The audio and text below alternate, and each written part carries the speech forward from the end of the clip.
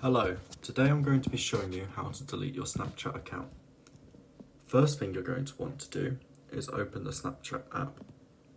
From here, we're going to the top left hand side of the screen where we hit the avatar icon, and then the top right where we see the settings icon.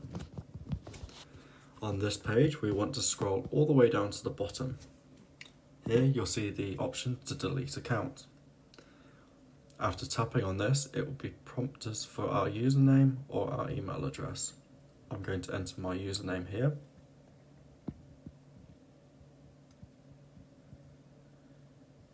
Then, from this page, it will prompt us to enter our password.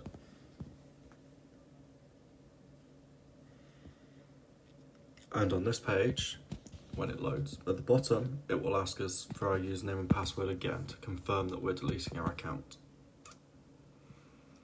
After you insert your password the second time here, your account will have been deleted. Thank you for watching.